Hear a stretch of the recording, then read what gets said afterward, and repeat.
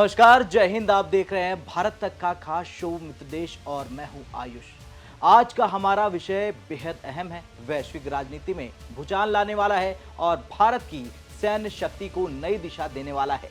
जब भारत के हितों की बात आती है, जब भारत की सुरक्षा की बात आती है, जब भारत के दुश्मनों की बात आती है, तो दुनिया में बहुत कम ऐसे देश हैं जिनकी आवाज पर भारत भरोसा करता है और इन गिने चुने देशों की सूची में सबसे ऊपर नाम आता है, वो है प्यारा रूस। भारत का सबसे पुराना, सबसे ईमानदार और सबसे मजबूत मित्र देश। भारत रूस संबंध कोई 1-2 साल की कहानी नहीं है, ये एक दशकों पुरानी रणनीतिक साझेदारी है जो युद्ध के समय भी कायम रही है, संघर्ष के समय भी कायम रही है और आज के भू राजनीतिक तूफानों के बीच भी उतनी ही मजबूत है। दुनिया बदल रही है, अमेरिका चीन की टक्कर बढ़ रही है, यूरोप युद्ध की आंच में है और हिंद प्रशांत क्षेत्र में बड़ी शक्तियों का संघर्ष तेज हो चुका है। इस बीच भारत ने अपने लिए एक स्ट्रेटेजिक बैलेंस बनाए रखा है, न तो अमेरिका की कठपुतली, न चीन के प्रभाव में और न ही किसी शक्ति का मोहरा। भारत अपने राष्ट्रीय हितों को सर्वोपरि रखते हुए सीधे ईमानदार और मजबूत साझेदार चुनता है। ऐसे में रूस का एक बयान सिर्फ बयान नहीं बल्कि एक संदेश है अमेरिका के लिए, चीन के लिए और पूरी दुनिया के लिए। दरअसल दुबई एयर शो 2025 में रूस की सरकारी रक्षा कंपनी रोस्टेक के सीईओ सर्गेई से जब पूछा गया कि क्या भारत S-400, S-500 या Su-57 जैसी हाई एंड तकनीक ले सकता है, तो उनका जवाब था और ये जवाब पूरी दुनिया में अब गूंज रहा है। जरा सुनिए आप भी ये जवाब। In the times when India was under sanctions, we continued to supply weapons needed to provide the security of the country. И тем более сейчас мы, конечно, будем продолжать работать с Индией. И все, что необходимо Индии, в любом варианте, любое вооружение мы готовы им поставить. Давайте мы не будем на эту тему говорить. У нас свои взаимоотношения с вашим руководством, и мы все, что необходимо, мы им все делаем. Let's not talk on this topic right now. We have a certain relationship with your top management, and whatever is needed by India, we are helping India in any regards. Давайте мы не будем на эту тему говорить. У нас свои взаимоотношения с вашим руководством, и мы все, что необходимо, мы им все делаем. Но мы продолжаем работать над этим самолетом. Самолет, я считаю, что он будет пользоваться спросом. Он, в общем, более дешевый, но с одним двигателем.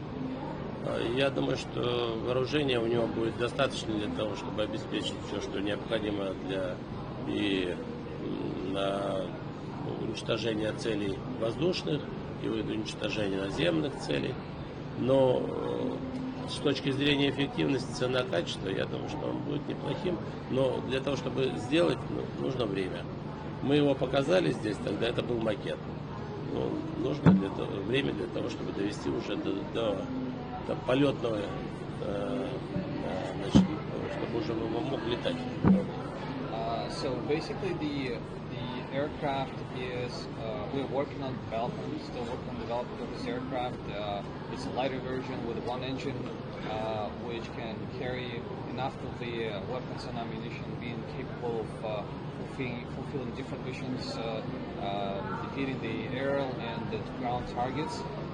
9 месяцев родиться, а самолет нужно все-таки гораздо больше времени. Generally, it takes about 10 to 15 years to create a proper aircraft.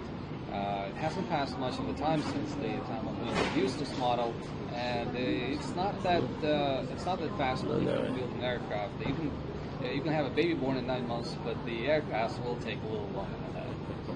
Ну, я могу сказать, что у нас контракты есть. Я просто не говорю с какими странами, но контракты у нас есть. I'm not saying that we don't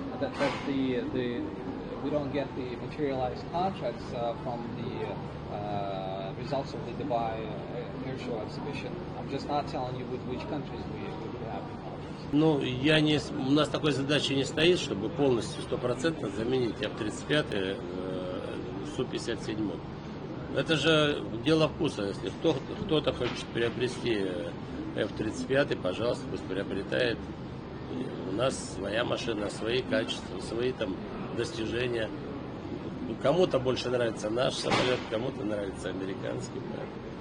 We don't have a goal of replacing F-35s with Su-57. It's a matter of taste and desire. Whoever wants which platform. Конечно, мы стремимся к тому, чтобы максимально заключать контракты со многими странами. Понятно, нужно увеличивать объемы экспорта. Мы хотели бы сохранить свои позиции, да, где-то на уровне второго места в мире. Мы к этому стремимся, и мы будем над этим работать. Но говорить о том, что заключили мы какие-то контракты или не заключили, об этом я не хочу говорить. Of course, our goal is to maximize the number of contracts that we sign with the foreign customers in the military airspace field to try to maintain our second place in the world market. Assembled here in the UAE. You've recently signed a memorandum of understanding with the AHL Corporation in India. But going back to the question of localization here in Dubai or UAE, is it possible? Do you think it's going to be still interesting for the local customer? Нет, мы эту тему не оставляем. Мы, конечно, будем работать над этим, но в первую очередь нам необходимо обеспечить все-таки собственные авиакомпании нашими российскими самолетами. Вот когда мы это сделаем, тогда мы будем говорить об экспорте, о создании каких-то совместных производств за рубежом, тогда да. Но это параллельно мы же не говорим, что мы от этого совсем отказываемся. Мы будем работать. Ну, не столь быстро. Нам нужно в первую очередь, конечно, свои. В конце концов, вас это ничего не обязывает, это сущий мораль. Конечно. Basically, we are not turning down this idea of localizing the MS-21 in the UAE or any other country whatsoever. But we are, at this point, more focused on satisfying our domestic demand for the airliners, and we will concentrate more on this.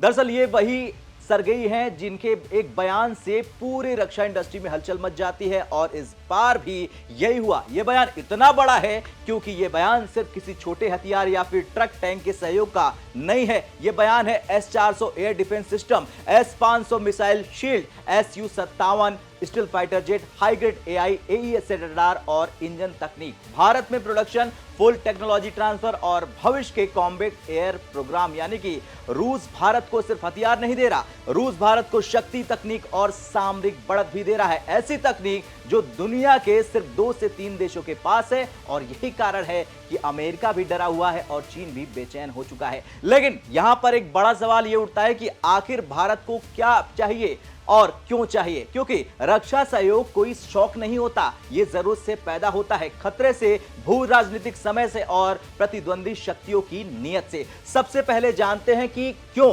Bharat को चाहिए S-400 और ज्यादा। दरअसल S-400 सिर्फ एक missile system नहीं है, ये एक एयर डिफेंस अम्ब्रेला है। इससे भारत का आकाश सुरक्षित रहता है, दुश्मन के लड़ाकू विमान गिराए जा सकते हैं, बैलिस्टिक मिसाइल, क्रूज मिसाइल सब रोकी जा सकती है, दुश्मन सीमा पार से आकाश में झांक भी नहीं सकता। आज भारत के सामने 2 मुख्य खतरे भी हैं, वो आपको भी पता है, चीन और पाकिस्तान, और S-400 को भारत ने पहले ही तैनात कर दिया इन दोनों के बॉर्डर्स पर।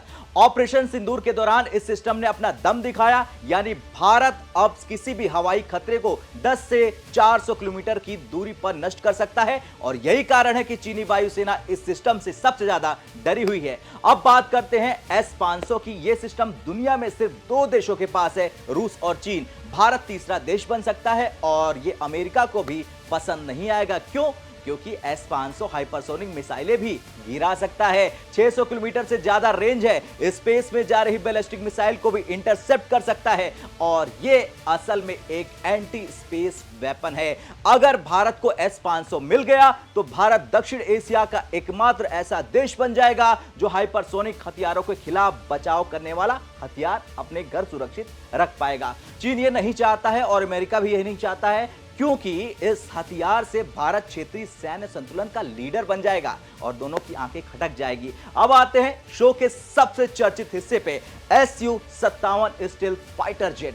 दुनिया में स्टील फाइटर जेट सिर्फ 2 से 3 देश बनाते हैं, अमेरिका F-22 और F-35 बना चुका है, चीन J-20 और रूस Su-57। अगर भारत इसे ले लेता है तो भारत चौथा देश बन जाएगा जिसके पास 5th जनरेशन स्टील तकनीक होगी। और इसमें सबसे खास बात है कि रूस खुद कह रहा है कि आइए हम आपको सिर्फ प्रोडक्शन नहीं देंगे, हम आपको विमान देंगे और टेक्नोलॉजी ट्रांसफर भी देंगे, एआई, एईएसए रडार और इंजन सिग्नेचर सब दे देंगे। और ये बात अमेरिका को परेशान कर रही। क्यों? क्योंकि अमेरिका चाहता है कि भारत भैया कह दे कि F-35 ले लो, लेकिन भारत ने साफ कह दिया है कि no complete technology transfer, no deal, और रूस इसके लिए तैयार है। अब रूस के इस बयान से अमेरिका क्यों हिल गया है यह समझ लीजिए। दरअसल अमेरिका ने काटसा कानून बनाया ताकि कोई S-400 न खरीद सके।